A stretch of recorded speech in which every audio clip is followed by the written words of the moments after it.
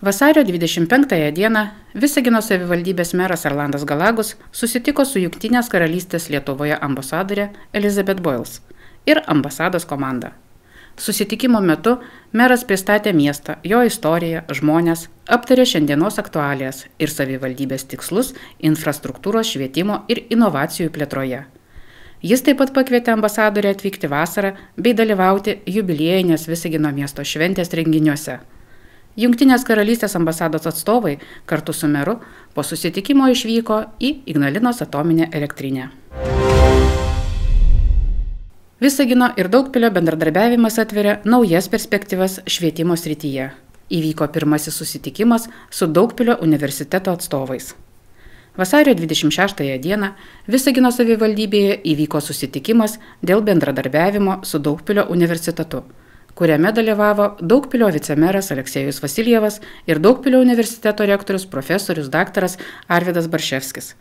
Jie pristatė universiteto studijų programas, kvalifikacijos kėlimo modulius, išreiškė džiaugsmą dėl kvietimo bendradarbiauti bei susidomėjimą stiprinti ryšius su Visagino švietimo srityje.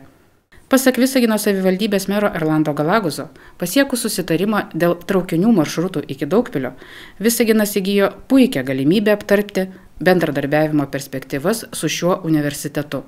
Po susitikimo Visagino savivaldybės vadovai kartu su švietimo skyriaus specialistais ir svečiais apsilankė Niutono kambariuose, kurie duris atvėrė vos prieš pusmetį. Tačiau jau pasiekė puikių rezultatų, taip pat inovacijų klasteryje. Visagino Gerosios Vilties progimnazijoje įsigaliojo naujos taisyklės, ribojančios mobiliųjų telefonų naudojimą mokymosi metu. Šis sprendimas priimtas siekiant apsaugoti mokinių sveikatą, užkirsti kelią priklausomybei nuo išmaniųjų telefonų ir užtikrinti drausmę. Nuo šių metų kovo 3 dienos, nuo 8 iki 15 valandos, mokiniai negalės naudotis telefonais asmeniniais tikslais. Prieš pamokas įrenginiai turi būti paliekami saugoti specialiose telefonų dėžutėse klasės vadovo kabinete ir grąžinami tik po pamokų. Išmaniuosius telefonus leidžiama naudoti tik ugdymo tikslams ir tik su mokytojo leidimu. Draudžiama be sutikimo fotografuoti ir filmuoti mokykloje. Taip pat viešinti įžeidžiamą turinį socialiniuose tinkluose. Tokie pažeidimai laikomi rimtų drausmės nusižengimu. Jei mokinys nesilaiko taisyklių, pirmiausia jam skiriamas įspėjimas. Pakartotinio pažeidimo atveju telefonas atimamas iki mokslo dienos pabaigos. Jei mokinys atsisako perduoti įrenginį, į situaciją įtraukiamas socialinis pedagogas ir administracija, informuojami tėvai. Jei taisyklės pažeidžiamos sistemingai, mokinio elgesys svarstomas vaiko gerovės komisijoje. Kaip paaiškino progimnazijos direktorė Jolanta Bartkūnienė, šiuos apribojimus patvirtino progimnazijos taryba, tėvų taryba ir mokytojų taryba. Jie skirti sveikos ir saugios mokymosi aplinkos kūrimui bei mokinių dėmesio koncentracijos gerinimui. Apie tai, kokia dabar situacija su patyčių problemomis sprendimu šioje progimnazijoje, paklausime Visagino mero Erlando Galaguso. Dirba visos institucijos, pradedant turbūt nuo policijos ir vaiko teisių apsaugos tarnybos. Taip pat administracinė komisija. Jau yra nupirkta kolektyvo klimato patikra ir ne tik progimnazijoje Gerosios Vilties, bet ir visose kitose miesto mokyklose. Taip pat sukurta komisija direktoriaus darbo pažeidimams tirti. Jie nagrinėja visus dokumentus, renka paaiškinimus. Be to, psichologai dirba tiek su vaikais, tiek ir su mokytojais. Daryti galutinės išvadas dar anksti. Tikiuosi, kad priemonės, kurios buvo skubiai įgyvendintos, sustiprinta apsauga, padidinta budinčiųjų priežiūra per pertraukas, papildomų kamerų įrengimas duos teigiamų rezultatų. Ir ateityje visų tyrimų išvados leis įvertinti trūkumus ir užtikrinti, kad tokių atvejų būtų kuo mažiau. Ar dėl šios situacijos kokių nors veiksmų buvo imtasi ir kitose miesto mokyklose? Jau pirmosiomis dienomis visose mokyklose buvo peržiūrėti planai skirti tokių atvejų kaip patyčios ar smurtas prieš vaikus prevencijai. Taip pat visų mokyklų direktoriai buvo sukviesti į diskusiją, kaip užkirsti kelią panašioms situacijoms ateityje. Be to, miesto biudžete jau numatyta kompleksiškai peržiūrėti saugumo priemonės mokyklose, ypač koridoriuose, šalia tualetų ir kitose vietose. Tai yra sukelta visa mūsų švietimo bendruomenė ir imamasi plataus masto veiksmų. Vasario 25 dieną Visagine vyko pirmosios LEGO lygos robotiados varžybos, kurių tema šiais metais buvo povandeninis pasaulis. Tai jau trečioji robotiada, rengiama mūsų mieste ir nuo praėjusių metų jį gavo regioninių varžybų statusą. Per 3 metus renginys gerokai išaugo. Šiemet varžybose dalyvavo daugiau nei 120 dalyvių, 45 komandos, tarp kurių buvo mokiniai iš Visagino, Utenos, Ignalinos, Dusetų ir Rokiškio, taip pat 5 vaikų darželių auklėtiniai. Visagino kultūros centro įvairiose erdvėse vyko Discover lyga 4–6 metų vaikams, Explorer lyga 6–10 metų mokiniams, Challenge lyga 10–16 metų mokiniams, Sumo robotų varžybos iki 12 ir nuo 13 metų vaikai, linijos sekimo varžybos.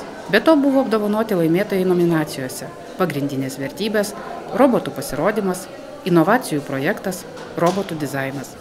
First Lego lyga tai didžiausias pasaulyje tarptautinis judėjimas, skirtas vaikų techniniam kūrybiškumui skatinti. Jis buvo įkurtas 1998 metais JAV kaip nepelno siekianti organizacija, kurios tikslas sudominti vaikus technologijomis ir inžinerija. Kartu su Lego buvo sukurta vieninga varžybų standartas, leidžiantis dalyvauti tiek ikimokyklinio amžiaus vaikams, tiek pradinių ir vyresnių klasių mokiniams. Kiekvienoje kategorijoje galioja skirtingi vertinimo kriterijai, dirba teisėjai, o rezultatai skaičiuojami pagal geriausią iš 3 bandymų. Jauniausiams dalyviams svarbiausia įvertinimas ir paskatinimas.